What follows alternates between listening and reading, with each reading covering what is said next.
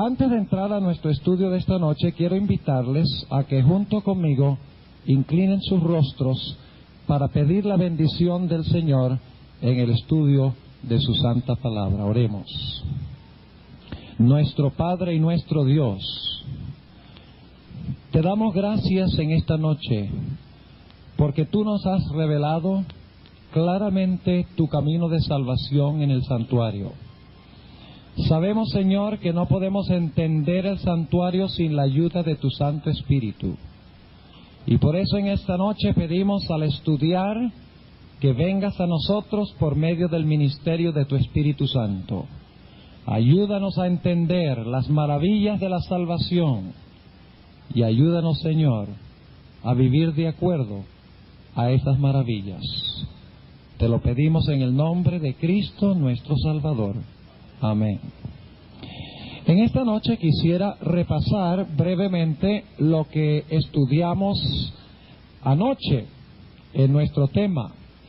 Hasta ahora hemos cubierto 3 aspectos del santuario. Hemos hablado del orden del santuario, desde el atrio hasta el lugar santísimo. Anoche hablamos en cuanto al año de agricultura judío. Y luego ayer también hablamos en cuanto a las fiestas o los festivales o las celebraciones solemnes de la nación judía. Ahora, en esta noche queremos hablar del éxodo del pueblo de Israel tal cual se encuentra esbozado en el santuario. Pero antes de hacerlo, quiero repasar en nuestras mentes, yo creo que cuando terminemos esta semana, en nuestras mentes va a estar bien claro el orden del santuario.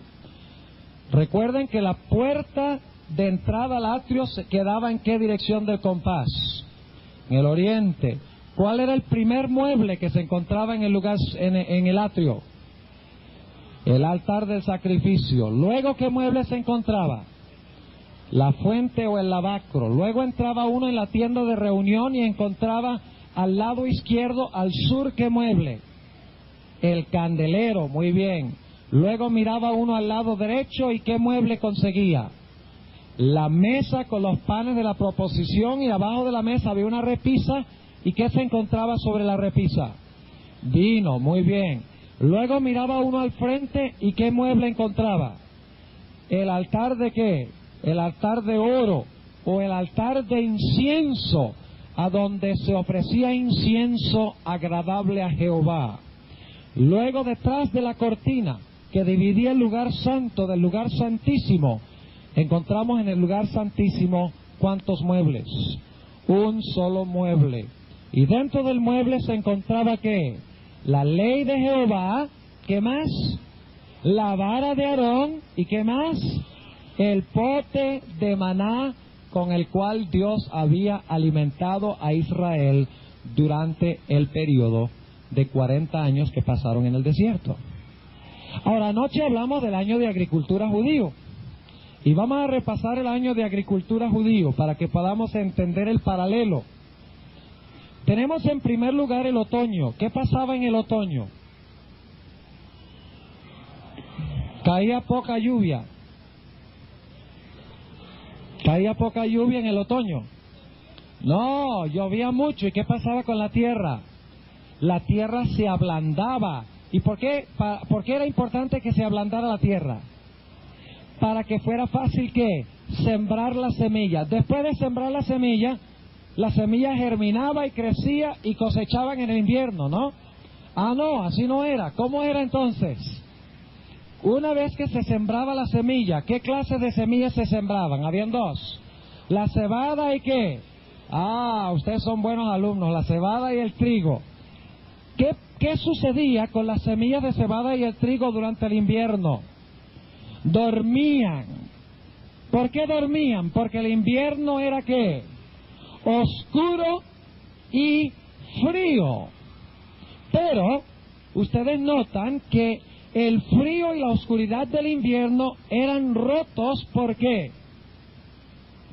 Por el sol de la primavera, exactamente, de la primavera. Y empezaba a llover en la primavera. ¿Y qué pasaba con las semillas que se habían sembrado en la primavera? Germinaban, morían ¿Y qué? Y germinaban.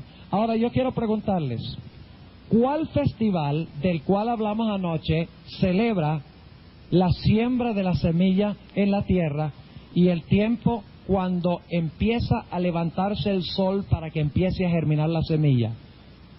Recuerden, hablamos de un festival que no se encuentra en el Antiguo Testamento, pero que Cristo lo observó, según San Juan el capítulo 10, que marcaba el comienzo de los días más largos, cuando ya iba a haber más luz y las semillas iban a empezar a germinar.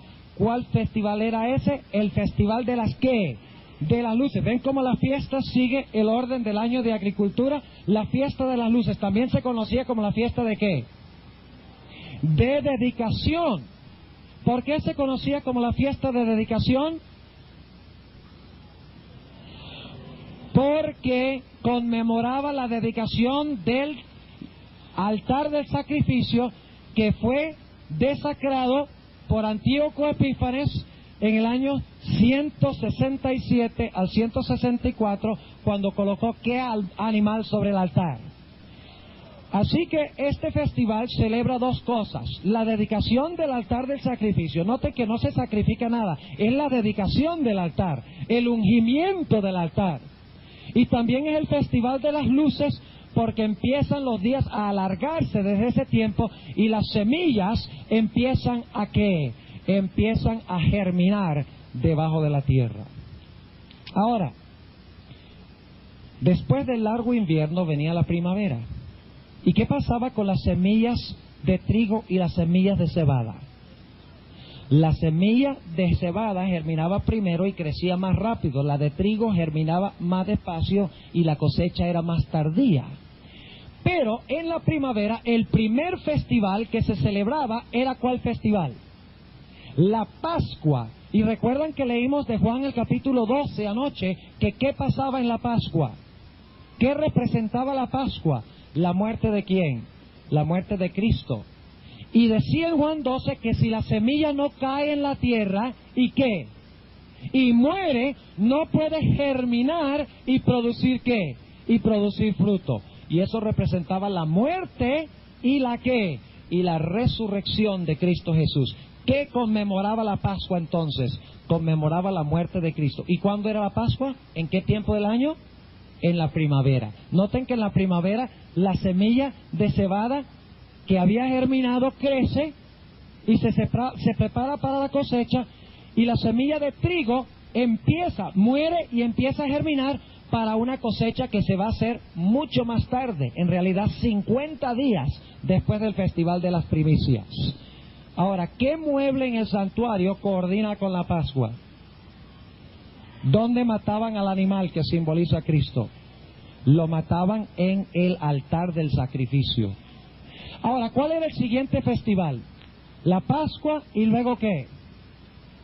El festival del pan sin levadura, que dicho sea de paso, el 14 de Nisan era cuando se celebraba la Pascua. El 15 de Nisan era un día solemne de reposo. ¿Qué día reposó Jesucristo, el pan de vida, en el sepulcro? El sábado. Fíjense qué interesante. Y luego empezaba el festival del pan sin levadura o de los ácimos en el día 15, y luego el día 16, que era el tercer día después del 14, 15 y 16, ¿qué festival se celebraba? El festival de las ¿qué? De las primicias. Cuando se tomaba una gavilla de ¿qué? De los primeros frutos de cebada, y se mecía delante de ¿quién? Se mecía en la presencia del Señor como símbolo de la cosecha grande que estaba próxima a venir. O sea, la cosecha de los primeros frutos de cebada era un indicio de que iba a haber una cosecha gigantesca que venía en el futuro, que venía en el día del Pentecostés. Ahora, ¿qué representaba el mecer la gavilla? ¿Cuál mueble del santuario cuadra con la gavilla? Después del altar del sacrificio y la Pascua, ¿qué mueble tenemos? Tenemos el lavacro, ¿no es cierto? ¿Y qué representa el lavacro? El lavacro representa el bautismo. ¿Y qué pasa en el bautismo?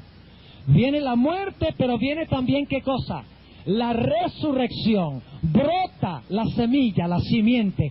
Por eso la simiente que brota y produce los primeros frutos de cebada que se mecían ante el Señor es simbólico de la fuente que se encuentra en el santuario y se realiza también en la primavera.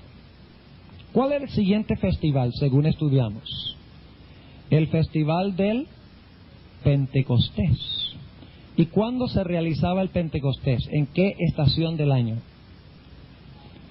En la primavera, tarde en la primavera, ¿verdad? Más o menos en nuestro mes de mayo, a fines del mes de mayo, que todavía es la primavera.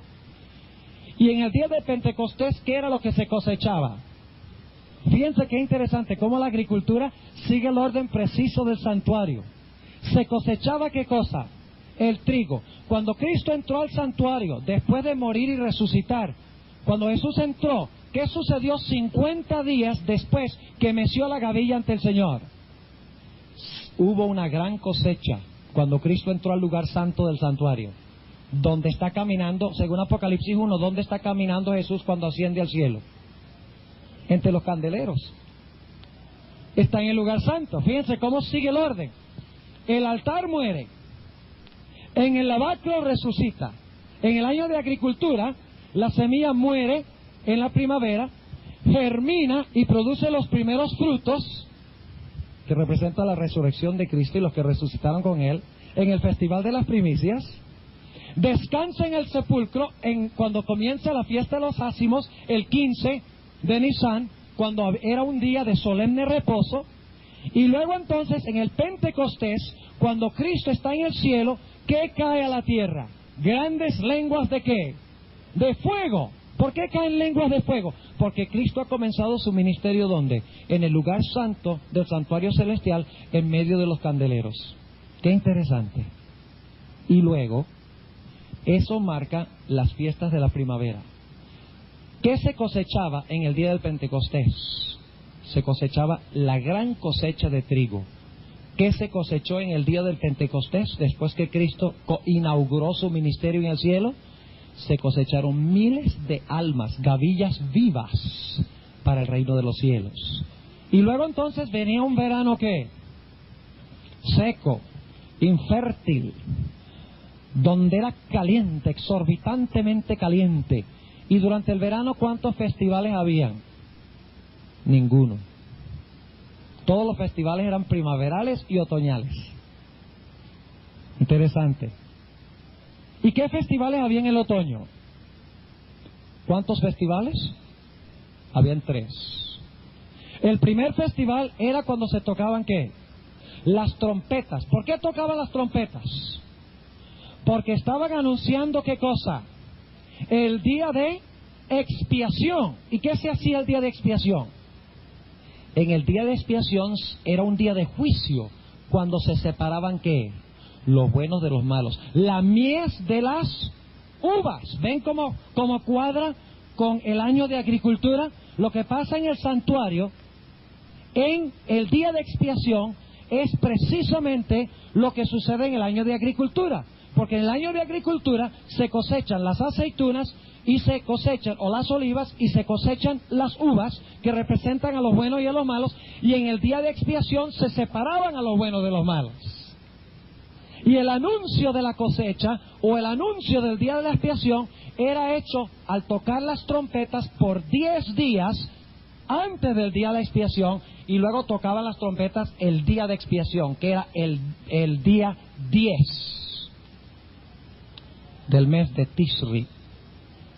Y luego, ¿qué festival venía después de que se había hecho la separación entre buenos y malos, entre justos e injustos, entre las uvas y las aceitunas? ¿Qué venía? ¿Qué era el último festival? Y le daban gracias al Señor por las bendiciones que Él les había concedido.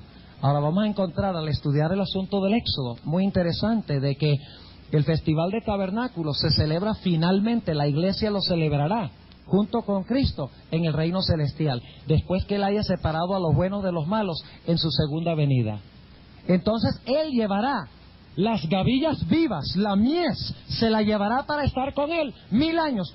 Los tabernáculos eran viviendas provisionales, ¿no es verdad? Las hacían de ramas. Dice la sierva de Dios en el deseo de todas las gentes que las colinas que rodeaban a Jerusalén parecían un bosque, porque la gente venía y hacía carpas de puras ramas de diferentes clases de árboles. Eran viviendas donde ellos iban provisionalmente y luego volvían a su hogar regular. De la misma manera, los hijos de Dios que serán cosechados como mies serán llevados ¿a dónde? Serán llevados al cielo y habitarán allá para siempre, ¿no? Ese será su hogar, ¿qué? Provisional. Y después de los 1000, ¿y qué pasa en la tierra durante los 1000 años con los impíos? ¿Quedan qué? Quedan muertos. Y luego después del milenio, ¿qué hace Cristo?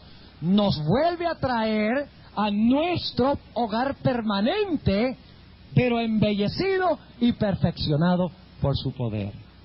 ¿Se dan cuenta ustedes cómo el año de agricultura judío sigue exactamente el orden del santuario? Y los festivales judíos siguen también el exacto orden del santuario y del año de agricultura. Festivales primaverales, festivales otoñales. Cosecha primaveral, cosecha otoñal. La semilla germina en la primavera, produce fruto tarde en la primavera. De la misma manera, Cristo muere en el altar, resucita en el lavacro, entra en el lugar santo para su obra y cosecha en el juicio en el lugar santísimo. O sea que el santuario es una ilustración del plan de salvación. Pero en esta noche nosotros queremos hablar en cuanto a el éxodo de Israel y el santuario. El éxodo de Israel y el santuario. Quiero invitarles a abrir sus Biblias conmigo al Salmo 105. Salmo 105.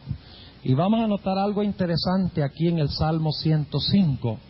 Si yo les preguntara a ustedes cuándo empezó el éxodo de Israel, ¿qué me contestarían? ¿Cuándo empezó el éxodo del pueblo de Israel? Cuando salieron de Egipto, ¿verdad? Eso no es cuando comenzó. El éxodo de Israel comienza en tiempos de Abraham. Ahí comienza. Porque es con Abraham que se siembra, ¿qué cosa? La simiente de una gran nación que va a surgir. Vamos a anotar Salmo 105 y vamos a empezar en el versículo 7. Él es Jehová nuestro Dios, en toda la tierra son sus juicios. Acordóse para siempre de su alianza, de la palabra que mandó para 1000 generaciones, la cual concertó ¿con quién? ¿Con quién se estableció el pacto? Con Abraham. ¿Y establecióla a quién? A Jacob por decreto, a Isaac, perdón, y de juramento a Isaac. Y versículo 10, y establecióla a Jacob por decreto, y luego dice ¿a quién? A Israel por pacto sempiterno, diciendo, a ti daré la tierra de Canaán por cordel de vuestra heredad. ¿Cuándo se sembró la semilla de la grande nación que iba a surgir, la nación de Israel? ¿Cuándo se sembró? Cuando Dios llamó ¿a quién? A Abraham. ¿Y quién era esa simiente o esa semilla que iba a producir una tremenda cosecha, una tremenda nación más adelante? Vamos a anotarlo en Génesis, el capítulo 22. ¿Quién era esa semilla? ¿Cuándo se sembraba la semilla? ¿Cuándo se sembraba la semilla? ¿En qué época del año? En el otoño. Muy bien. Así que ahora estamos en el otoño, en el año de agricultura. No hemos llegado, no hemos entrado al santuario todavía. Noten lo que dice en el libro de Génesis, el capítulo 22. Génesis, el capítulo 22. Noten lo que dice aquí, hablando en cuanto a la ocasión cuando Dios le pidió a Abraham que sacrificara a su hijo Isaac. Noten Génesis 22 y vamos a leer el versículo, a ver aquí, 18. Génesis 22:18. ¿Qué dice aquí? ¿En tu qué? En tu simiente serán benditas todas las gentes de la tierra por cuanto obedeciste mi voz. ¿Cómo se le llama al hijo de Abraham? Se llama Isaac, pero ¿cómo se le nombra aquí? Se le dice ¿qué? Simiente. ¿Y qué es una simiente? Es una semilla. Noten también lo que dice en Génesis el capítulo 12. Génesis el capítulo 12 y el versículo 1 al 3. Jehová había dicho a Abraham: vete de tu tierra y de tu parentela y de la casa de tu padre a la tierra que te mostraré. Y haré de ti una nación grande, y bendecirte he, y engrandeceré tu nombre, y serás bendición. Y bendeciré a los que te bendijeren, y a los que te maldijeren maldeciré, y serán benditas en ti todas las familias de la tierra. Y según acabamos de leer, ¿quién era el que iba a traer la bendición sobre todas las naciones de la tierra? En la simiente. ¿Y quién era la simiente literal en el Antiguo Testamento donde se comenzó el pueblo de Israel? Isaac, la simiente de Abraham. Ahora, ustedes recuerdan que el siguiente festival, o sea que la semilla de la nación de Israel es sembrada con el llamado de Abraham, y cuando Abraham tiene su hijo Isaac. Isaac es la simiente, según acabamos de leer, la simiente que se siembra. Y dicho sea de paso, Abraham fue llamado por Dios aproximadamente en el año 1850, aproximadamente antes de Jesucristo. El Éxodo es en el año 1445. Hay que recordar ese dato. Ahora, un detalle más que necesitamos reconocer al hablar de este asunto, y es que el altar, después que se sembró la semilla, se dedicó el altar donde se iban a hacer los sacrificios. Y ustedes dicen, ¿cómo así? ¿Qué festival recuerda eso, dicho sea de paso? La dedicación del altar, ¿cuál festival es? El Festival de las Luces, se dedicaba el altar. Ahora, noten lo que dice Génesis 22.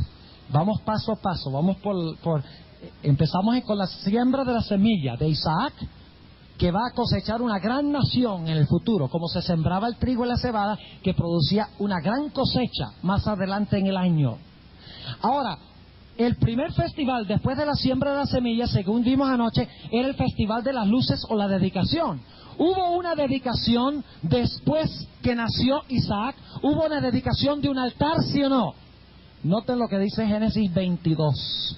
Génesis 22, y vamos a leer, ojalá pudiéramos leer todo el capítulo, porque es tremendo, sobre el asunto del plan de salvación, cómo el hombre es salvo, pero vamos a leer el versículo 2. Y dijo: toma ahora tu hijo, tu único, Isaac, a quien amas, y vete a tierra de ¿qué? Recuerden eso, de Moria, y ofrécelo allí en holocausto sobre uno de los montes que yo te diré. ¿A dónde? ¿Sobre uno de los qué? Montes que yo te diré. ¿A la tierra de dónde? De Moria. Eso es un detalle importante. ¿Y qué fue lo que hizo Abraham? Noten el versículo 9. Aquí viene la dedicación del altar, la dedicación de la simiente que ha sido sembrada cuando Isaac nació. Dice aquí en el versículo 9: y como llegaron al lugar que Dios le había dicho, edificó allí Abraham un ¿qué? Un altar, y compuso la leña, y ató a Isaac su hijo, y púsole en el altar sobre la leña. Así que la simiente que fue sembrada, ahora el altar es construido y es colocado Isaac sobre el altar. Ahora ustedes dirán, ¿y por qué es tan importante eso? Vamos a Segunda de Crónicas, el capítulo 3. ¿Saben ustedes que ese mismo lugar donde se construyó ese altar es donde se construyó más adelante el altar del sacrificio en el templo de Salomón? Interesante. El altar que fue dedicado, el lugar que fue santificado por Dios, Cuando Isaac fue llevado para ser sacrificado en ese preciso sitio, más adelante se construyó el altar del sacrificio del templo de Salomón. El lugar había sido dedicado. Y saben ustedes algo muy interesante. El pueblo de Israel entró a la tierra de Canaán y logró conquistar toda la tierra de Canaán menos un lugar por siglos, y era el monte de Moria. Y los lugares donde se hacían los más atroces sacrificios y celebraciones paganas, donde se sacrificaban inclusive a los hijos, a los falsos dioses, era en el monte Moria.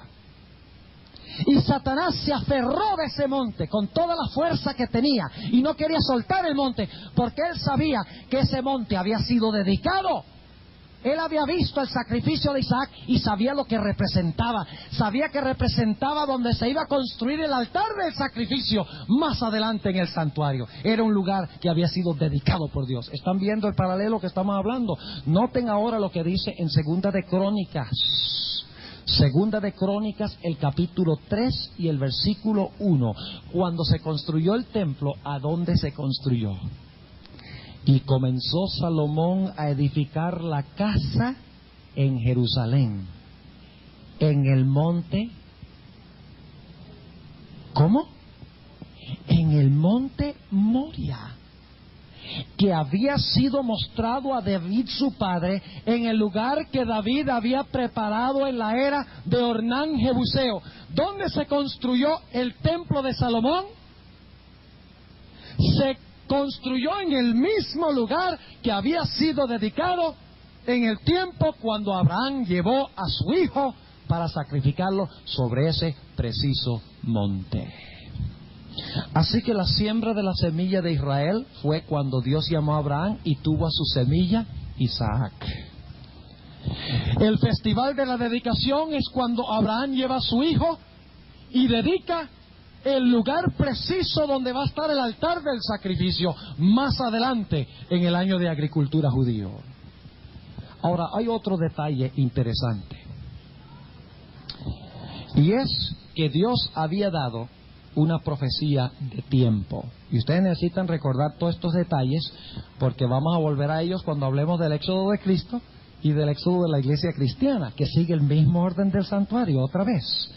Dios había dado una profecía, y es que después, escuchen bien, después de que se sembrara la simiente y después que se dedicara el lugar a donde iba a estar el altar del sacrificio cuando se construyera el templo, iba a venir un tiempo de apostasía y de esclavitud para el pueblo de Dios.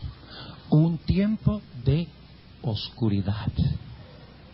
¿Cuál era la siguiente estación? Después de el otoño se sembraba la semilla, la dedicación era el invierno. ¿Cuál era el tiempo cuando era oscuro y frío e infértil? En el invierno. O sea que después de la siembra de la semilla de una gran nación en Isaac, después de la dedicación del lugar donde se construiría el altar del templo de Salomón, el pueblo cayó en un periodo de vil y terrible servidumbre, donde apostataron de la fe, se les olvidó el sábado, empezaron a comer carnes prohibidas por Dios, empezaron a adorar los ídolos que adoraban los egipcios, empezaron a practicar idolatría e inmoralidad y olvidaron en gran medida la verdad de Dios. Vamos a Éxodo, el capítulo 2. El invierno de Israel. Esclavos, siervos en Egipto, oscuridad, frío, infertilidad. Éxodo, el capítulo 2.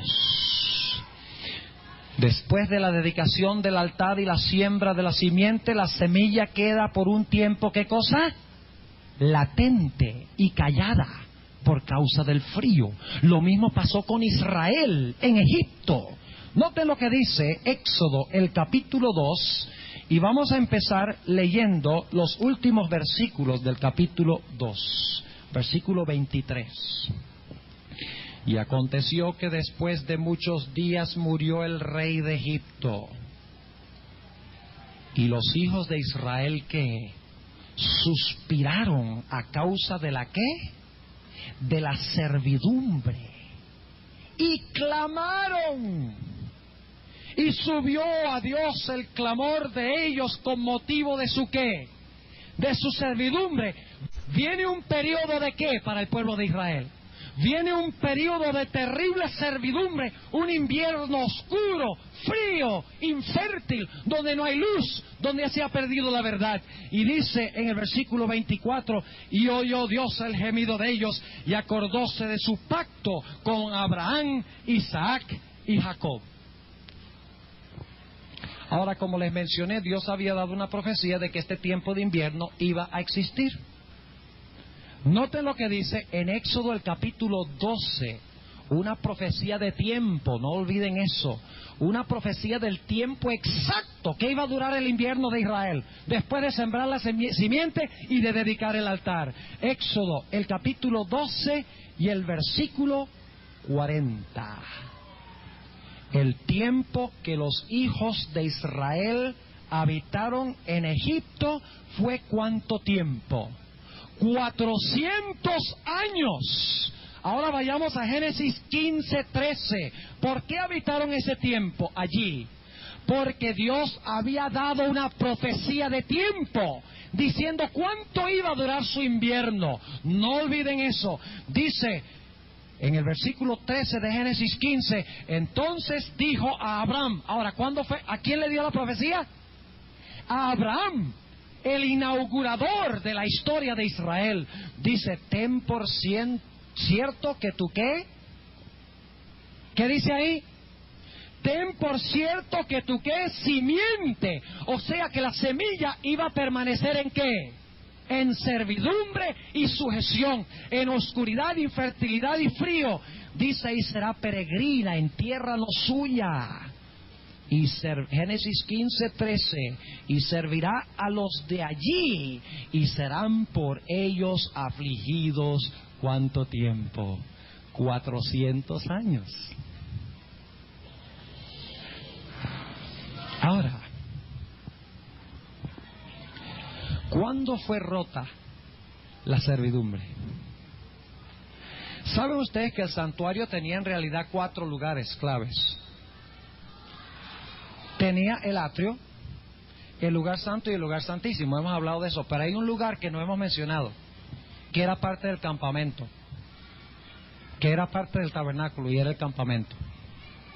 Porque el campamento se llamaba el campamento del santuario.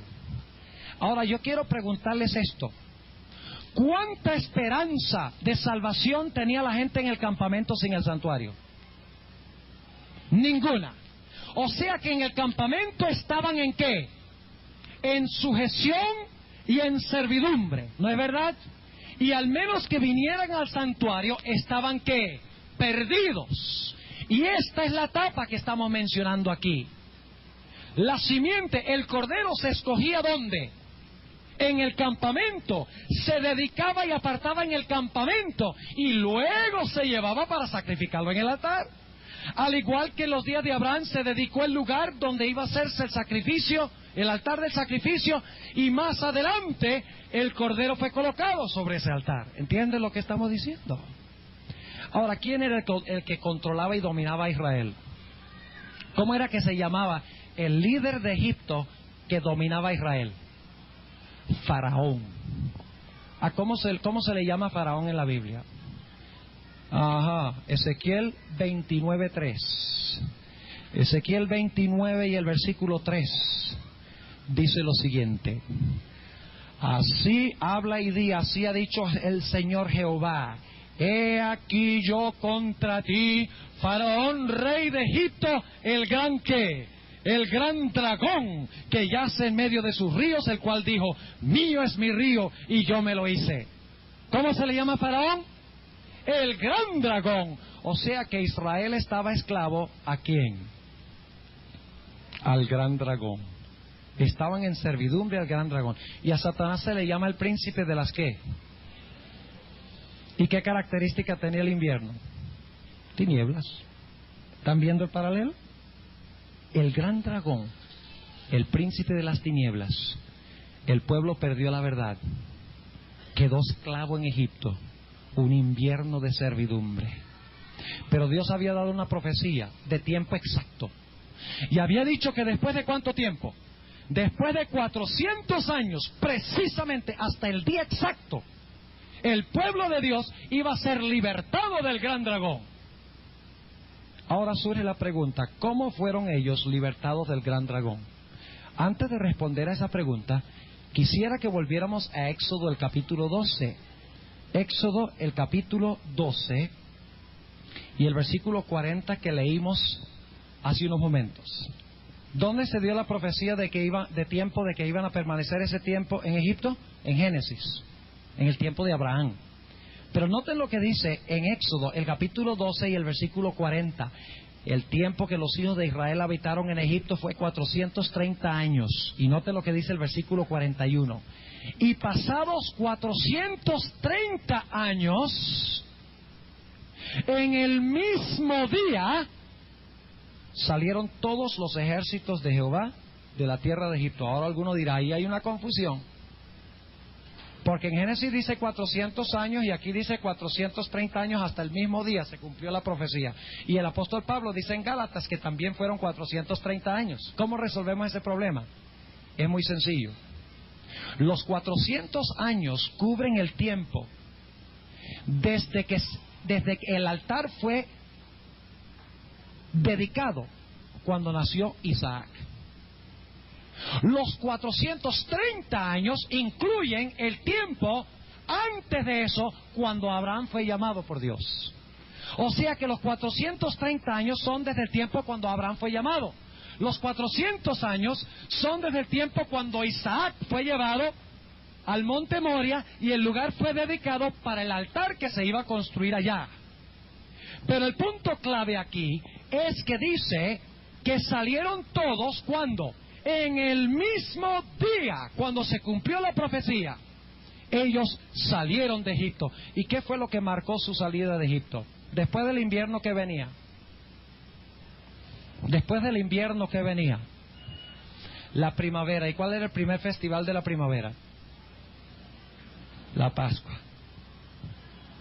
¿Qué fue lo que marcó el fin de la servidumbre y de la oscuridad y de la esclavitud al dragón en Egipto? ¿El sacrificio de qué? Del Cordero. ¿No es verdad? Vamos a leerlo en Éxodo el capítulo 12, versículo 5. Dice, versículo 5, Éxodo 12 y el versículo 5, el Cordero será sin defecto, macho de un año. Tomaréislo de las ovejas o de las cabras y habéis de guardarlo hasta el día 14 de este mes. ¿Qué día? 14. ¿Cuándo se celebraba la Pascua? 14 de Nisán. Y lo inmolará toda la congregación del pueblo de Israel entre las 2 tardes. Es decir, no está hablando de que hay 2 tardes. Entre las 2 tardes significa entre las 3 de la tarde y el momento cuando se oculta el sol, dentro de ese período. Y dice en el versículo 7, y tomarán de la ¿qué? De la sangre, y pondrán en los 2 postes y en el dintel de las casas en lo que han de comer, y aquella noche comerán la carne asada al fuego. ¿Y qué más? ¿Cuál es el siguiente festival después de la Pascua? Pan sin levadura. ¿Qué come? El pan sin levadura no solamente representa a Cristo. La Pascua no solamente representa a Cristo, sino que representa el momento cuando Israel es libertado de Egipto. El pan sin levadura representa la liberación de Israel. ¿De dónde? De Egipto. Dice, ninguna cosa, versículo 9, comeréis de él cruda ni cocida en agua, sino asada al fuego, su cabeza con sus pies y sus intestinos. Y luego dice en el versículo 12 que debían quemarlo en el fuego. ¿Ven cómo estamos siguiendo el año de agricultura? En el otoño se siembra la semilla. ¿Cuándo se sembró la semilla de la nación de Israel? Cuando se llamó Abraham y tuvo a ¿quién? A Isaac la simiente. Y luego después de eso se dedicó ¿qué? El altar. ¿Y qué festival es ese? El festival de dedicación. Y luego después de eso viene ¿qué estación del año? el invierno de oscuridad y servidumbre, cuando se pierde la verdad. Pero la servidumbre al dragón es interrumpida ¿por qué? Es interrumpida por la primavera. Surge la luz de las tinieblas, surge la vida de la muerte en el festival de la Pascua, que era una fiesta primaveral. ¿Y qué hizo Israel? Sacrificó un cordero. Ahora vayamos un paso más allá. ¿Cuál era el siguiente mueble en el santuario? El lavacro. El lavacro. ¿Cuál es el lavacro de Israel? ¿El lavacro era cuántos días después del altar? ¿Festival de primicias era cuántos días después del altar? ¿O después de la Pascua? ¿Cuántos? 3 días. El Pentecostés es 50. 3 días. Ahora, ¿qué es el lavacro de Israel? ¿Qué representaba el lavacro según hemos estudiado? El bautismo. Después que Israel sacrificó el cordero y el dragón murió su primogénito, ¿a dónde fue Israel? 1 Corintios 10. 1 Corintios el capítulo 10. Mis apreciados amigos y hermanos, la Biblia es matemática. Tendría que tomar un supergenio para que se sentara a inventar todas estas cosas en su orden perfecto. Es imposible que un hombre lo hiciera tan coordinado, tan perfectamente. 1 Corintios 10 y el versículo 1: porque no quiero, hermanos, que ignoréis que nuestros padres todos estuvieron bajo la nube y todos pasaron la mar y todos en Moisés fueron ¿cómo? Bautizados en la nube y en la mar. ¿Cuál es el próximo paso en la historia de Israel? ¿Su qué? Su bautismo. ¿Y qué festival conmemoraba el bautismo? Las primicias. Porque en el bautismo morimos y ¿qué? Y resucitamos. Por eso se llama el lavacro de la regeneración. En Tito 3:5 se le llama al lavacro el lavacro de la regeneración. ¿Qué significa regenerar? ¿Qué significa generar? Hablamos de generador. ¿Qué es un generador? Algo que da energía para producir ¿qué?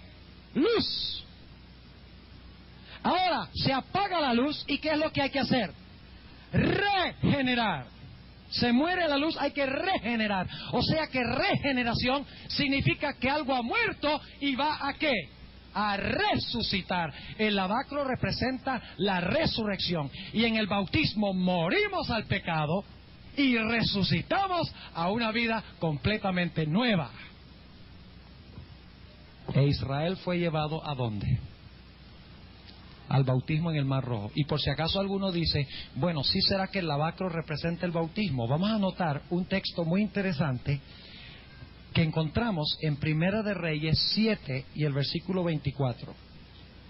Primera de Reyes 7 y el versículo 24. Yo espero que tengan paciencia con el tiempo. Estas son cosas que uno no puede cubrir en media hora, ni en 35 minutos. Porque es demasiado profundo y demasiado involucrado. El santuario es algo infinito, algo que no tiene límites, algo que estira la mente humana. Yo todavía, cada día, cuando leo, aprendo algo nuevo. Hoy estudié para este tema y aprendí un montón de cosas nuevas. Cada vez que estudio el tema, aprendo algo nuevo. Porque la Biblia es inagotable.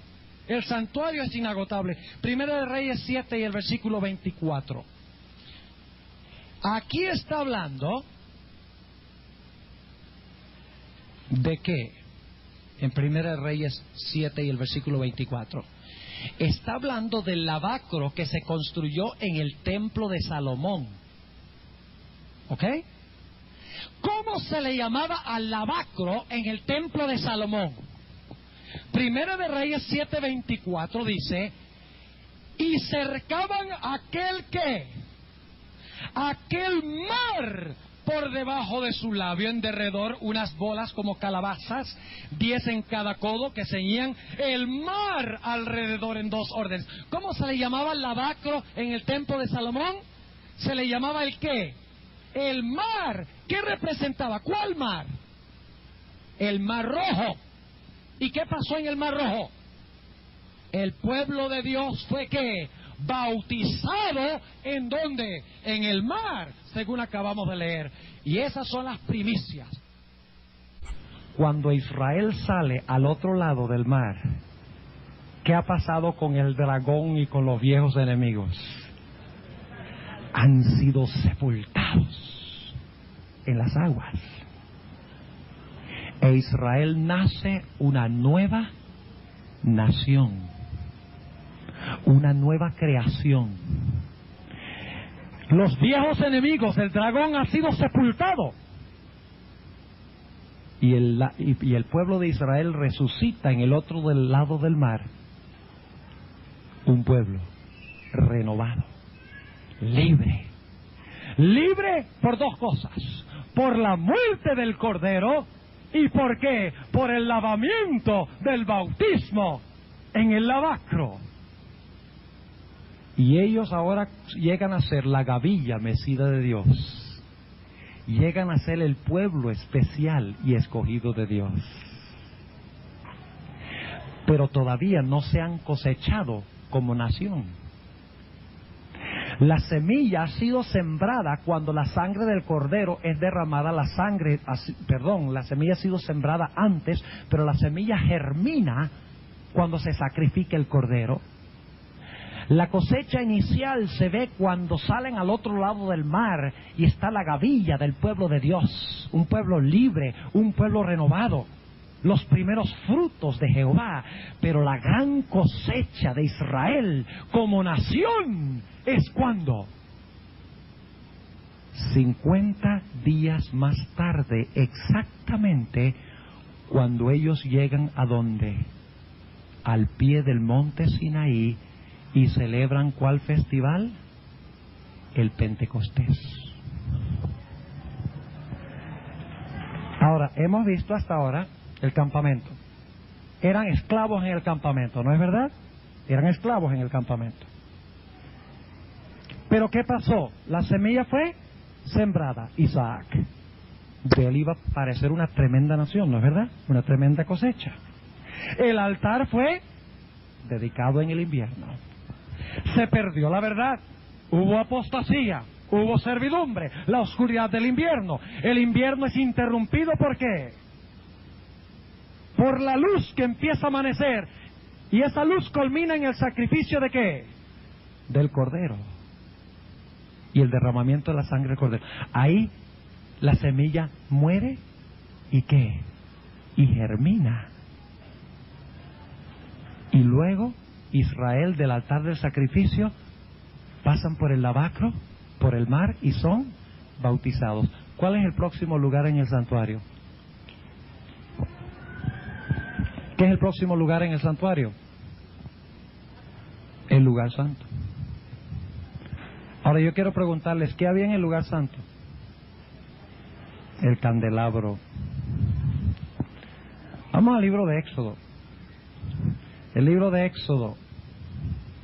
Y vamos a encontrar algo muy interesante en el libro de Éxodo. El pueblo de Israel cuando salió de Egipto, sucedió algo muy interesante. Dice en Éxodo, está un poco difícil manejar las páginas aquí porque el viento molesta, pero está en Éxodo el capítulo 13 y el versículo 21. ¿Cuál es el propósito del candelero? ¿Qué hacía el candelero en el santuario? ¿Daba qué? Luz. Inmediatamente después del bautismo de Israel, o en relación con el bautismo de Israel, ¿qué tenemos nosotros? Versículo 21 de Éxodo 13. Y Jehová iba delante de ellos de día en una columna de nube para guiarlos por el camino, y de noche en una columna de fuego. ¿Qué es lo que tenía el candelabro? Fuego. ¿Y cuál es el propósito del fuego? Dice, para guiarlos por el camino, y de noche en una columna de fuego, ¿para qué? Para alumbrarles. ¿Tenía Israel un candelabro que los guió después de su bautismo? Claro que sí. ¿Qué representa eso? El candelero.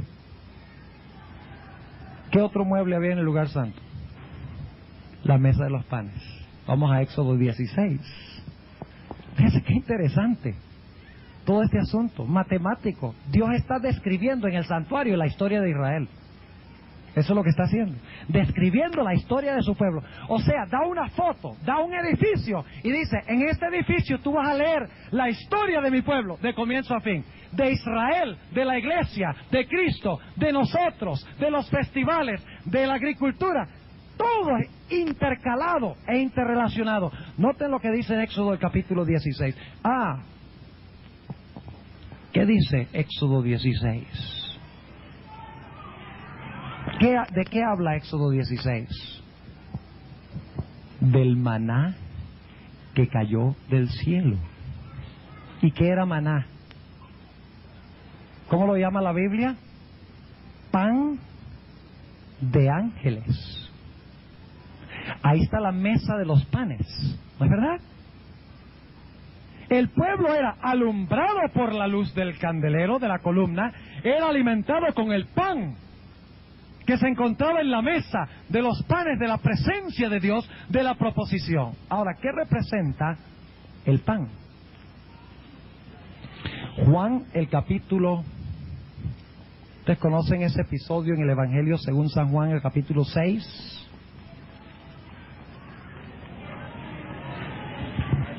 ¿Qué dice San Juan 6, el versículo 51? Yo soy el pan vivo que he descendido del cielo. Si alguno comiere de este pan, vivirá para siempre. ¿Qué es Jesús según esto? El pan que ¿qué? Que descendió del cielo. ¿Cuál era el pan que descendió del cielo en el Antiguo Testamento? El maná. Y aquí dice que Cristo es ese ¿qué? Ese pan que fue dado al pueblo de Israel. ¿Y qué representaba el pan que estaba en la mesa? A Cristo. ¿Y qué representaba el vino en la mesa? La sangre de Cristo. Vean qué interesante, increíble. Ahora, ¿qué otro mueble estaba allí? El altar de incienso. ¿Y qué se hacía en el altar de incienso? Cuando el pueblo pecaba, elevaba sus oraciones. ¿A quién? A Dios. Representaba la intercesión de ¿quién? La intercesión de Cristo. Ahora, noten lo que dice en Éxodo. Nuevamente vamos al libro de Éxodo. Ustedes recuerdan el episodio. Éxodo, el capítulo 32 y el versículo 31. Cuando el pueblo pecó contra Jehová, ¿qué es lo que dice en 1 de Juan 2:1? Hijitos míos, estas cosas os escribo para que no pequéis. Mas si alguno pecare, ¿qué? Abogado tenemos. ¿Y a dónde aboga Cristo por su pueblo? En el altar del incienso, exactamente. Ahora, ¿quién en el Antiguo Testamento simbolizó la intercesión de Cristo Jesús en el altar por su pueblo? Dice aquí en Éxodo 32 y el versículo 31, entonces volvió Moisés a Jehová y dijo, ruégote pues que este pueblo ha cometido un gran pecado porque se hicieron dioses de oro. Hoy nosotros no tenemos ese problema de hacernos dioses de oro, ¿verdad? Ahora, ¿qué dice Moisés en el versículo 32? Que perdones ahora su pecado. ¿Qué está haciendo Moisés? Está intercediendo por el pueblo en el altar. Y si no ¿qué dice Moisés? Y si no los perdonas a ellos, ráeme, es decir, bórrame ahora de tu libro que has escrito. Y saben ustedes que la sierva de Dios dice que Cristo, ante la presencia del Padre en el altar de incienso, dice, y esto está en Primeros Escritos, página 37, Cristo dice al Padre, mi sangre, mi sangre, mi sangre. Cuando se repite una cosa 3 veces es porque es muy importante. Jesús aboga por los pecadores. Y Jesús dice, Padre, si yo no puedo traerme a los míos acá, si tú no les puedes perdonar por virtud de mi sangre, róeme ahora de tu libro. Así se identifica Cristo Jesús con su pueblo. Gloria al Señor. Qué maravilloso Salvador tenemos. Él le dice a su Padre, si yo no puedo traerme aquí a los míos, que yo amo tanto, sácame a mí también. Qué tremendo espíritu. Fue el espíritu también del apóstol San Pablo, que dijo, yo estaría dispuesto, y voy a usar esta palabra con reverencia, yo estaría dispuesto de ser maldito si se pudiera salvar mi pueblo Israel. Lo hizo en Romanos 9. Es el mismo espíritu de Abraham cuando intercedió por Sodoma y Gomorra. ¿Te recuerdan? Ay, Señor, si hay 50 justos, si hay 20 justos, si hay 10 justos, Señor, sí, si hay 5 justos, Señor, no salvarás las ciudades. El mismo espíritu. Ese es el altar de ¿qué? De intercesión. Ahora hemos llegado ¿hasta dónde? Hasta el lugar santo. ¿Qué es lo que falta? El lugar santísimo. Vamos a Éxodo 19. Después que el pueblo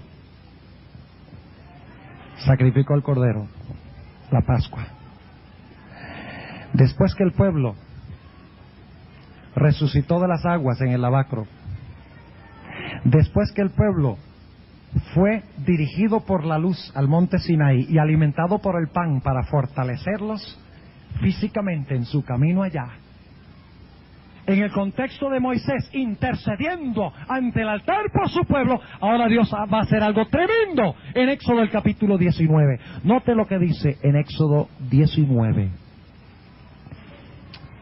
versículo 3. Y Moisés subió a Dios, y Jehová lo llamó desde el monte diciendo, así dirás a la casa de Jacob y denunciarás a los hijos de Israel, vosotros visteis lo que hice a los egipcios y cómo os tomé sobre alas de águilas y os he traído a mí. ¿Cuándo formó Dios el pacto con Israel? ¿Cuando llamó a Isaac? ¿Cuando lo sacó de Egipto? ¿O en el monte Sinaí? ¿Cuándo llegaron a ellos a ser el pueblo especial y escogido de Dios? ¿Cuándo se hizo la gran cosecha de la nación de Israel como el pueblo escogido de Dios? ¿Cuándo se formó el pacto? ¿No es en el momento del pacto cuando el pueblo llega a ser de Dios y Dios llega a ser del pueblo? ¿No es en el matrimonio cuando el marido y la mujer llegan a pertenecerse uno a otro? ¿En el momento del pacto del matrimonio o el convenio del matrimonio?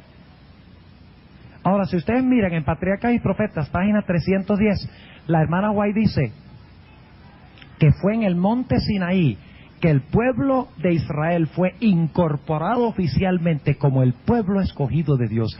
Fue cegado como una gran nación cuando fue sembrada esa nación.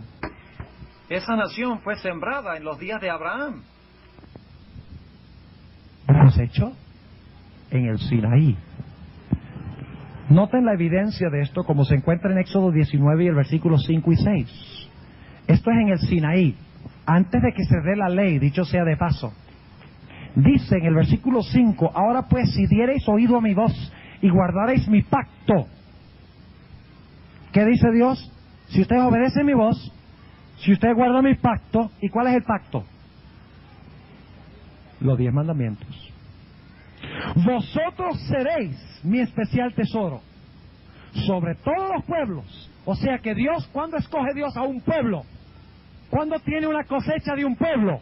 en el Sinaí, dice, porque mía es toda la tierra, y vosotros seréis mi reino de sacerdotes y gente santa. Estas son las palabras que dirás a los hijos de Israel. Y luego dice que Moisés va y habla con los ancianos de Israel, y noten la respuesta del pueblo en el versículo 8. Y todo el pueblo respondió a una y dijeron, todo lo que Jehová ha dicho, haremos. Y Moisés refirió las palabras del pueblo a Jehová. ¿Cuándo cosechó Dios una gran nación? En el monte Sinaí. Ahora, ¿qué apartamento falta? El lugar santísimo. Yo quiero hacerles una pregunta. ¿Ustedes creen que era el plan de Dios esperar 40 años para introducir a Israel a la tierra de Canaán? ¿Ustedes creen eso? No era el plan de Dios. El plan de Dios era llevar que Israel fuera santificado en el monte Sinaí. Y llevarlos inmediatamente, o sea, que la vida de ellos se pusiera en armonía con la santa ley de Dios en el Sinaí. Y fueran llevados directamente a la tierra de Canaán. ¿Saben ustedes que en el año de agricultura judío no era el plan de Dios que hubiera un verano, ni que hubiera un invierno? Era el plan de Dios de que el pueblo de Israel sembrara y estarían cosechando tan rápido que la siembra alcanzaría la cosecha. No iba a haber un verano de sequía, no estaba en el plan de Dios. El plan era que del lugar santo se condujera inmediatamente a la experiencia del lugar santísimo. Yo les pregunto, ¿hubo un hombre en el monte Sinaí que experimentó la experiencia del lugar santísimo? ¿Sí o no? ¿Quién fue? Cuando Moisés descendió del monte, ¿qué característica tenía? Dice la Biblia en Éxodo 34 que el rostro de Moisés, ¿qué? Brillaba con la gloria de ¿quién? Lean 2 Corintios 3, brillaba con la gloria de Cristo. ¿Qué reveló Dios en el monte Sinaí? Su ley. ¿Quién escribió la ley? ¿Cuál de los tres? ¿Es que hay tres dioses? No, hay un Dios compuesto de tres personas. ¿Cuál de los tres escribió los 10 mandamientos? ¿Cuántos dicen que el Padre? Vaya, muy bueno. ¿Cuántos dicen que el Hijo? ¿Cuántos dicen que el Espíritu Santo? Bueno, no fueron los tres. Fue el Espíritu Santo. ¿Qué? Nunca hemos oído eso antes. Vamos a verlo. ¿Quién escribe la ley en nuestros corazones, según la Biblia? El Espíritu Santo. Jeremías 31 al 34 dice que el Espíritu Santo escribe la ley en nuestras entrañas, en nuestros corazones. ¿Escribió el Espíritu Santo la ley de Dios en el corazón de Moisés? ¿Qué había encima del arca del pacto donde se encontraba la ley? ¿Qué se manifestaba? La gloria de Jehová, ¿no es cierto? Y cuando Moisés desciende del monte, ¿qué tiene en su rostro? La gloria de Jehová. Ahora, si la ley estaba dentro del arca del pacto y el resultado era que la gloria de Jehová estaba sobre el arca, si Moisés tiene la gloria en su rostro, la ley debe estar escrita ¿dónde? En el arca de su corazón. ¿Era ese el plan de Dios para todo el pueblo? ¿O es que ustedes creen que Dios es exclusivista y dijo Moisés tú solo, los demás que se frieguen? ¿Ustedes creen eso? Dios quería eso para todo el pueblo, pero el problema es que el pueblo nada más vio la ley en tablas de ¿qué? En tablas de piedra, como muchos adventistas, dicho sea de paso. Ahora volvamos al asunto del Espíritu Santo, porque yo sé que ustedes están intrigados con esa. Vamos a Éxodo 31. Éxodo el capítulo 31. Éxodo el capítulo 31. Y vamos a leer el versículo 18. 31 y el versículo 18. Dice: y dio a Moisés, como acabó de hablar con él en el monte de Sinaí, 2 tablas del testimonio, tablas de piedra escritas con el dedo de Dios. Es lo único en la Biblia que fue escrito con el dedo de Dios. Lo único. ¿Creen ustedes que los 10 mandamientos son especiales si es lo único que Dios escribió con su propio dedo? ¿Qué hombre se atreverá a meter su dedo en las tablas de la ley escritas con el dedo de Dios? Sin embargo, hay un poder en el mundo hoy que pretende haber cambiado uno de los mandamientos de Jehová. El hombre ha metido su dedo en la ley que fue escrita con el dedo de Dios. Ahora, el dedo de Dios es el Espíritu Santo. Vamos a buscar Mateo 12. Mateo 12, 2 textos. Necesitan 2 dedos para esto. Mateo el capítulo 12 y el versículo 28. Mateo 12 y el versículo 28. Y escuchen cuidadosamente. ¿Por qué fueron escritos los 10 mandamientos? Con el dedo de Dios. Ahora, ¿qué dice aquí en Mateo 12, 28? Dice, Jesús está hablando, y si por el Espíritu de Dios yo echo fuera los demonios, ciertamente ha llegado a vosotros el reino de Dios. ¿Por qué medio echaba Cristo los demonios? Por el Espíritu de Dios. Ahora vamos a Lucas 11, 20. Lucas 11 y el versículo 20. Es el mismo versículo, pero se expresa en diferentes palabras. Lucas 11 y el versículo 20. En Mateo dice que Jesús echaba los demonios por el ¿qué? El dedo de Dios. Pero ¿qué dice Lucas 11, 20? Mas si por el dedo de Dios echo yo fuera los demonios, cierto el reino de Dios ha llegado a vosotros. ¿Qué es el dedo de Dios? El Espíritu de Dios es el dedo de Dios. La ley, por eso dice que la ley fue escrita en letras de ¿qué? De fuego. ¿Y qué representa el fuego en la Biblia? El Espíritu Santo. Ahora, debo decirles algo. No era el plan de Dios, como les digo nuevamente, de que el día de expiación se celebrara bien en el otoño con un verano de por medio. Vamos a leer un pasaje muy interesante que encontramos con respecto a este punto. Levítico 26. Levítico el capítulo 26. 2 al 12. No era el plan de Dios de que hubiera un verano. Esa idea de festivales primaverales y festivales otoñales venía porque Dios sabía que el pueblo iba a apostatar e iba a tener que tener un verano seco. Pero no era el plan original de Dios de que sucediera eso, de que ellos vagaran en el desierto 40 años. Era el plan de Dios en el Sinaí, que se celebrara lo del lugar santo, el pueblo fuera santificado, escribir la ley en los corazones y entrar en Canaán. O sea, el día de expiación debía realizarse en el mismo monte Sinaí. Y ustedes dirán, ¿cómo, pastor? Un momentico. Vamos a leer Levítico 26 y luego vamos a Éxodo 19 otra vez. Levítico el capítulo 26 y el versículo 2. 26, 2. No haréis para vos, vamos al versículo 2. Guardad mis sábados y tener en reverencia mi ¿qué? Mi santuario, yo Jehová. Si anduviereis en mis decretos y guardareis mis mandamientos y los pusiereis por obra. ¿Qué es la condición que pone Dios? Que es necesario que ellos hagan ¿qué? Guarden los mandamientos. Noten lo que dice el versículo 4.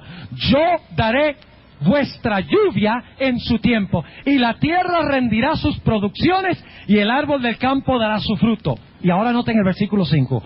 Y la trilla os alcanzará a la vendimia, y la vendimia alcanzará la sementera, y comeréis vuestro pan en hartura, y habitaréis seguros en vuestra tierra. ¿Qué está diciendo Dios? Que la tierra produciría tan continuamente que la cosecha y la siembra serían al mismo tiempo. O sea, sería un ciclo constante de siembra y cosecha, sin verano. Era el plan de Dios de que al experimentar, al ser guiados por la luz, al participar del pan, la intercesión de Moisés, al crecer en el lugar santo, porque ellos murieron en el altar, nacieron en el lavacro, crecieron en el lugar santo y debían alcanzar la perfección en el lugar santísimo para entrar en Canaán. Y ustedes dicen, ¿cómo sabemos que Dios quería que se realizara el día de expiación, la separación de buenos y de malos en el día de expiación y el festival de tabernáculos allí mismo. Noten lo que dice en Éxodo 19 nuevamente. Éxodo, el capítulo 19.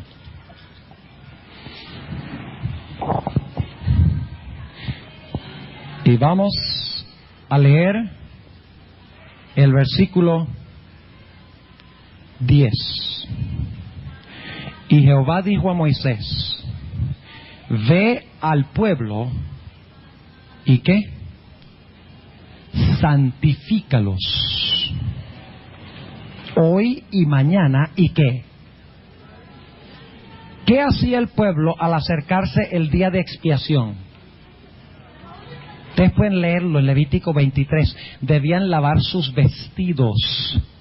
Debían congregarse alrededor de ¿qué? Del santuario, y debían afligir sus almas. Antes de que Dios dé su ley, ¿qué dice Él? Santifícalos hoy y mañana y laven sus vestidos y estén apercibidos para el día tercero, porque al tercer día Jehová descenderá a ojos de todo el pueblo sobre el monte Sinaí. Y señalarás término al pueblo en derredor diciendo: guardaos, no subáis al monte. ¿Qué orden le había dado Dios al pueblo de Israel con respecto al santuario en el día de expiación y en las demás celebraciones? ¿Ellos podían entrar al santuario? No. ¿Podían entrar a donde estaba la ley? No. Aquí Dios dice: en el monte yo voy a dar mi ley, nadie se acerque, nadie toque.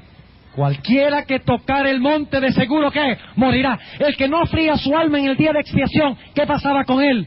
Moría, era cortado de medio del pueblo. Tenemos la preparación aquí. Versículo 13: no le tocará mano, mas será apedreado o asaetado, sea animal o sea hombre, no vivirá, en habiendo sonado largamente la ¿qué? La bocina. ¿Qué es una bocina?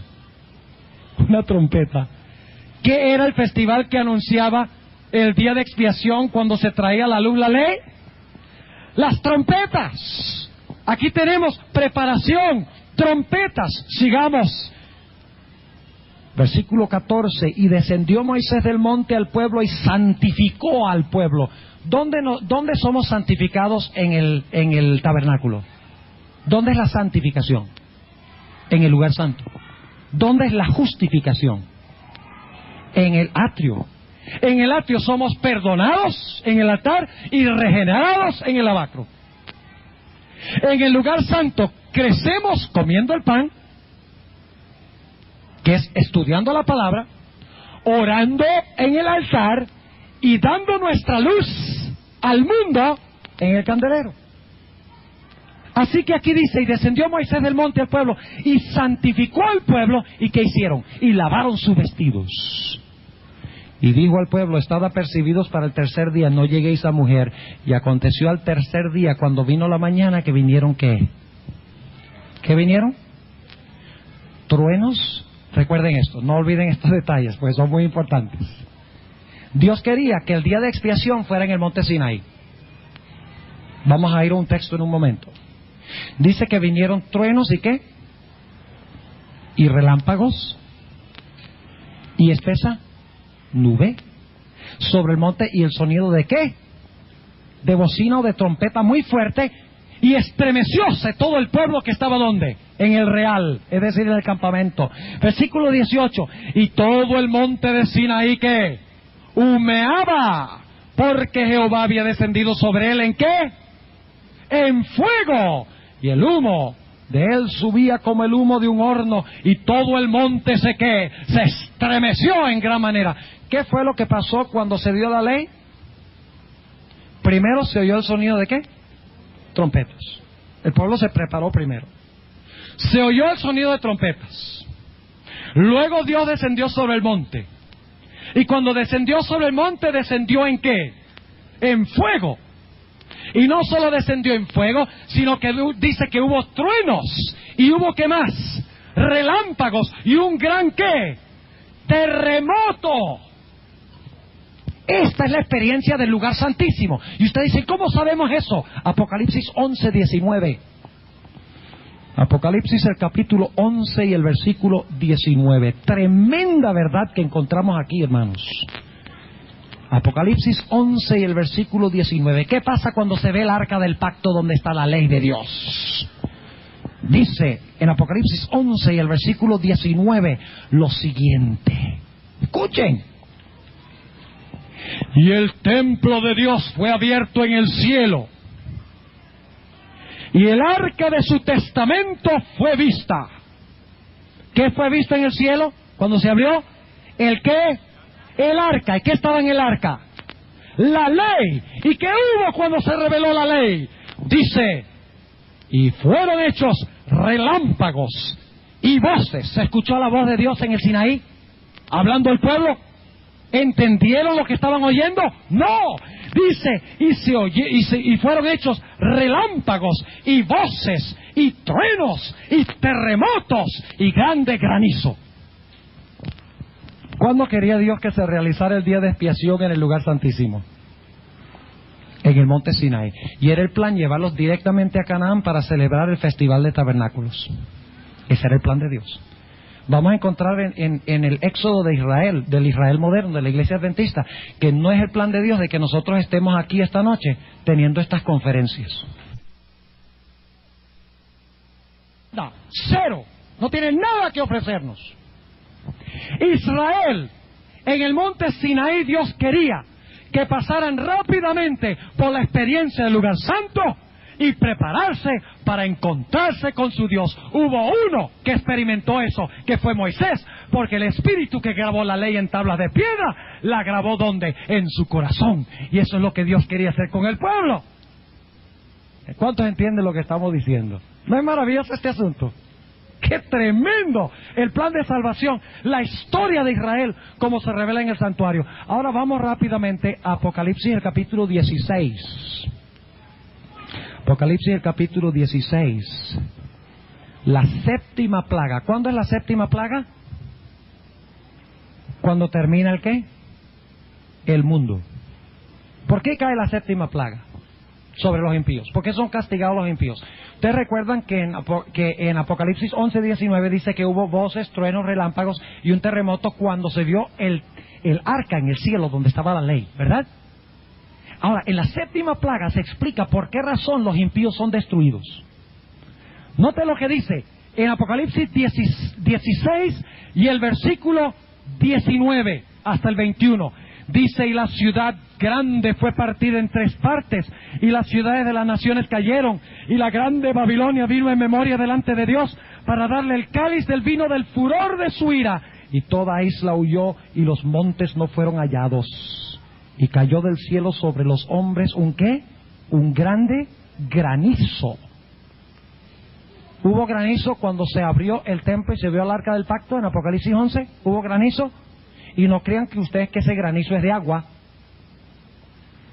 Ese granizo no es hielo. Ese granizo son piedras de fuego. Lean Ezequiel 38 y 39 y encontrarán que las piedras de granizo son piedras de fuego. ¿Qué cayó sobre el monte Sinaí? Fuego. Y noten el versículo 18. Cuando sale la voz del templo, del trono. ¿Y cuál era el trono de Dios en el lugar santísimo? El arca del pacto. ¿Qué hay cuando sale la voz de Dios? Versículo 18. Entonces fueron hechos ¿qué? Relámpagos y voces y truenos, y hubo un gran temblor de tierra, un terremoto tan grande cual no fue jamás. ¿Qué es lo que Dios revela cuando viene por segunda vez en el cielo? La ley. Porque eso es lo que pasó en Éxodo, cuando reveló su ley. Yo quiero decirle a las visitas que están en esta noche aquí que nosotros estamos hablando de cosas bien serias.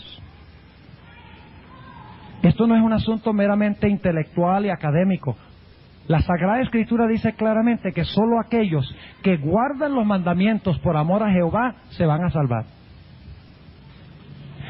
Qué terrible será cuando se abra el cielo y se vea el trono, el arca del pacto, y los hombres y las mujeres vean las tablas de la ley, y en medio de las tablas el mandamiento que dice: 6 días trabajarás y harás toda tu obra, mas el 7º día es sábado de Jehová tu Dios. Pero es demasiado tarde, porque escogimos la tradición en vez de escoger lo que dice la palabra de Dios.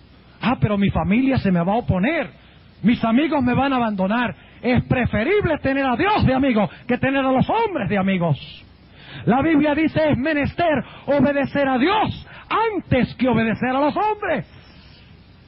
Dios quiere escribir su ley en el corazón de los seres humanos. ¿Reveló Dios su Santo Espíritu en el monte Sinaí? Algunos dicen la ley es la letra, y la letra mata, pero el Espíritu vivifica. ¿Y sabe lo que yo le digo a esa gente? ¿Sabe usted quién dio la ley? Fue el Espíritu. ¿El Espíritu mata? ¿Dónde dice que el Espíritu fue el que escribió la ley? Entonces le leo los versículos, se quedan con la boca abierta. ¿Se ve? La ley fue dada por el Espíritu Santo, la ley es espiritual. El sábado fue dado por el Espíritu Santo, ¿no es verdad? Y la ley fue escrita en el corazón de Moisés en el Sinaí. Lo que Dios quería hacer con su qué. Y Dios recompensó a Moisés metiéndolo en Canaán. No la terrenal, sino la celestial. Ahora vamos rápidamente a concluir. Israel rechazó la ley de Dios en el Sinaí. La vio solo en tablas de piedra. Y por lo tanto la Biblia dice que ellos llegaron a pasar por un ¿qué? Ahora vino el verano, que había entre la primavera y el otoño, el verano. ¿Y cuál fue el verano de Israel? ¿Recuerdan cuál fue el verano de Israel? Llegaron a orillas de la tierra prometida. Habían ido al Sinaí. Y Dios ahora dice: entren, tomen la tierra y reposen en la fiesta de tabernáculos. ¿Ve? Habían tenido las trompetas, el día de expiación en el Sinaí, y Dios les dijo: tomen la tierra, entren y descansen de sus enemigos y de sus trajines, entren a la tierra y tómenla, fluye leche y miel. Pero como el pueblo había rechazado a Dios en el monte Sinaí, lo había aceptado solo de boca, había visto la ley como un código en tablas de piedra, pero no habían permitido que el Espíritu Santo escribiera la ley en su corazón para que pudieran servir a Dios por amor. Por esa razón, cuando llegaron a Cades Barnea y mandaron a los espías, y los espías regresaron, según Números 13, y trajeron el informe malo, los 10 espías, y solamente 2 trajeron un buen informe, el pueblo se rebeló contra Jehová. Y tuvieron que vagar ¿cuánto tiempo? 40 años de verano en el desierto, seco, infértil, de muerte, con serpientes, calor, arena, nada de vegetación. 40 años. Un día, un año por cada día que habían pasado los espías buscando la tierra prometida, mirando en la tierra prometida. ¿Qué venía después del festival del Pentecostés, cuando se hacía la cosecha grande? ¿Qué era lo que venía? Después de la primavera, cuando concluía la primavera en el festival de Pentecostés. Dicho sea de paso, en el Pentecostés, ¿qué cayó en el día del Pentecostés sobre los apóstoles? Estamos hablando ahora de la iglesia cristiana. ¿Cayó qué cosa? El Espíritu Santo. ¿Y qué más? Lenguas de fuego. Y Dios reveló a los discípulos su ley. Lo vamos a encontrar en Hechos el capítulo 2.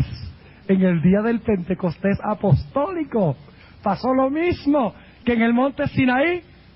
Pero al igual que sucedió en el monte Sinaí, el pueblo no respondió. Los apóstoles por un tiempo andaron bien y vino una tremenda apostasía. ¿Y las edades qué?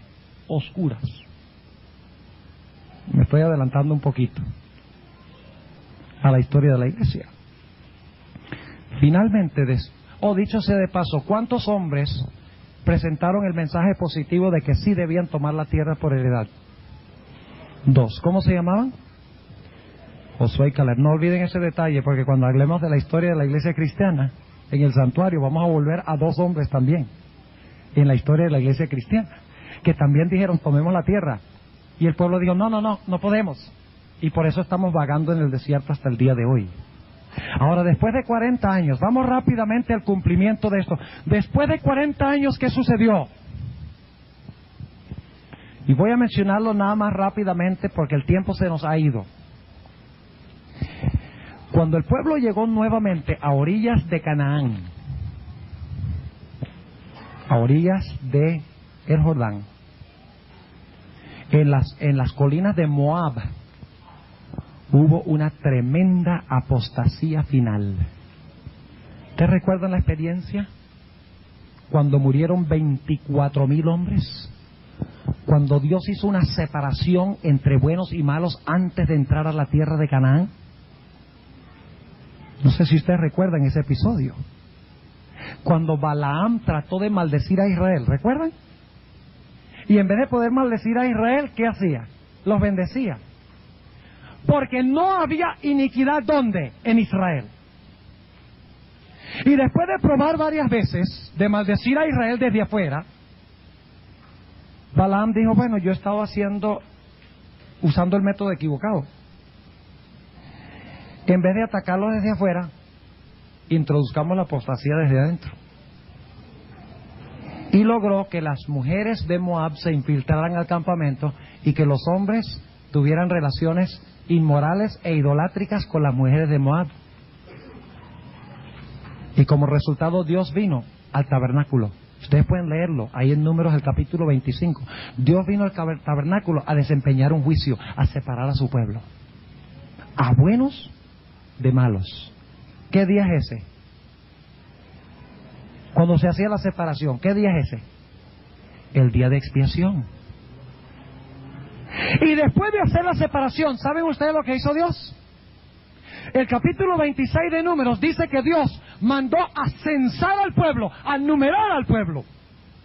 ¿Qué pasa cuando cierra el día de expiación? Según el libro de Apocalipsis, todos los fieles de Dios están censados y ¿qué?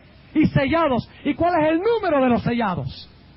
Cuando concluye el día de expiación, los 144,000. Números el capítulo 26. Y finalmente el pueblo de Dios entró en Canaán. Se estableció en Canaán. El éxodo de Israel termina cuando se construye el templo de Salomón y se pone el arca finalmente en el templo de Salomón. Si ustedes leen el Salmo 104 al Salmo 107, claramente comienza con el llamado de Abraham y termina con el establecimiento del pueblo en la ciudad de Jerusalén en los días de Salomón. Ese es el éxodo. Por eso estamos tomando la historia del éxodo del santuario desde el tiempo de Abraham hasta el tiempo cuando se establece el templo en Jerusalén. ¿Y qué pasa con el templo en Jerusalén? Se establece el arca en el lugar santísimo que tanto había vagado y se había movido. El éxodo no termina hasta que el arca, ¿qué? Llega a su reposo final y el pueblo llega a su ciudad y su reposo final. ¿Cuándo termina el éxodo en esta tierra? Cuando venga el Señor. ¿No es verdad? Así que el arca es colocada en el templo de Salomón. ¿Y saben ustedes en qué festival se dedicó el templo de Salomón? En el festival de tabernáculos. ¿Dónde dice eso? En Primera de Reyes.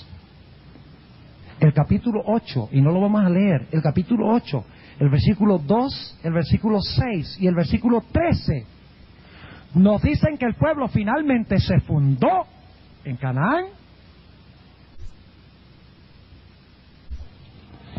¡Qué tremendo simbolismo tenemos en la historia de Israel!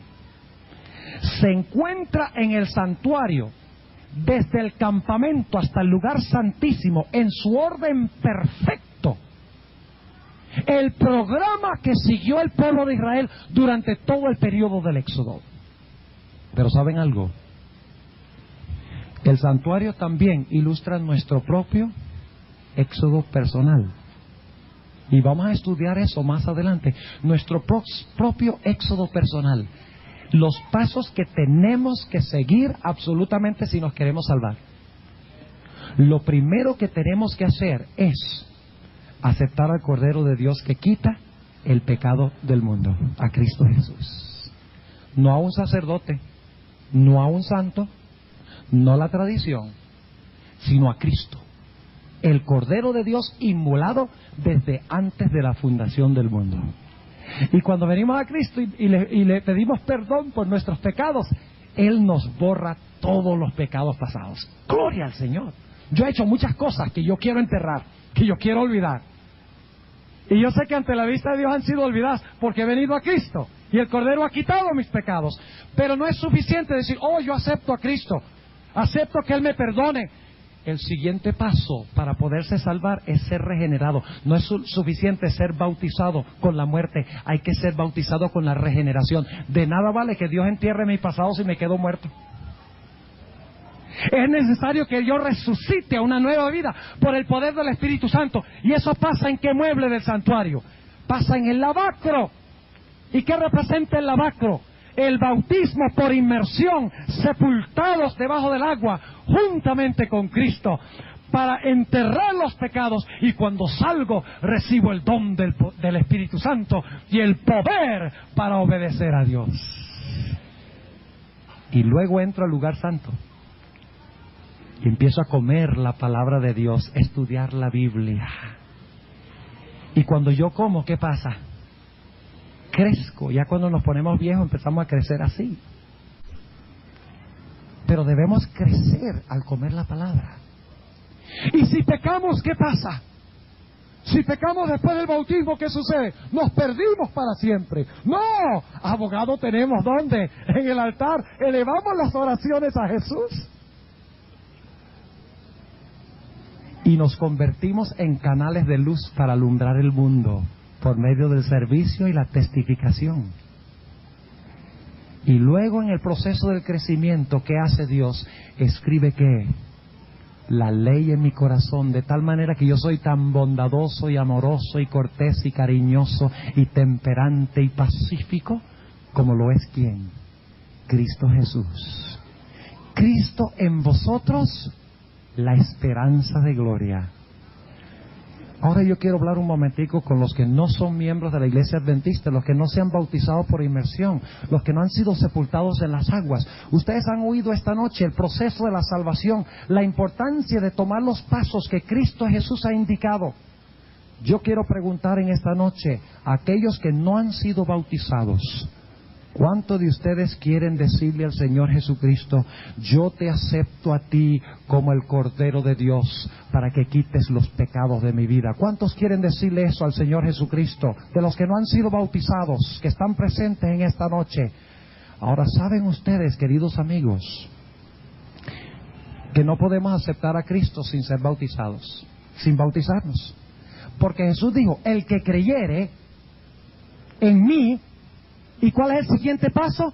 Y fuere bautizado, este será salvo. Yo quiero preguntar en esta noche, ¿cuántos quieren decirle a Jesús, siendo que tú dices que yo necesito creer y ser bautizado para empezar la salvación y crecer en ti? Yo deseo en un futuro bautizarme y unirme definitivamente con Jesús. ¿Hay alguno aquí en esta noche? Por favor, colóquense de pie, aquellos que tienen este sentir en esta noche. Amante Padre Celestial, en esta noche tú has visto la respuesta de este precioso grupo de almas. Te doy gracias, Señor, porque tú, por medio de tu Santo Espíritu, has tocado sus corazones. Y ellos han escuchado y estado atentos a tu voz. Señor, hay gozo en el cielo, los ángeles cantan. En mi corazón también hay un gozo grandísimo por estas almas que han tomado su decisión de sellar su pacto con Jesús. Te ruego, Señor, que este pacto se pueda sellar muy, muy pronto. Que no dejen pasar mucho tiempo, pues sabemos que mucho tiempo significaría que el diablo puede trabajar doblemente para hacer caer estas almas en sus trampas y en sus manos. Bendice estas almas, fortalécelas y que pronto puedan ser depositados en las aguas del bautismo. Aquellas personas que todavía no han respondido a tu llamado, yo sé que hay varias en esta congregación esta noche. Te quiero pedir, Señor, que tú no les des reposo ni un minuto hasta que hayan respondido a tu voz, pues sabemos que es cuestión de vida eterna o muerte eterna. Señor, toca sus corazones, tráelos a los pies de Jesús, y nosotros los que somos bautizados, fortalécenos y escribe tu ley en nuestro corazón. Te lo pedimos en el precioso y maravilloso y hermoso nombre que está sobre todos los nombres, el nombre de Cristo Jesús. Amén.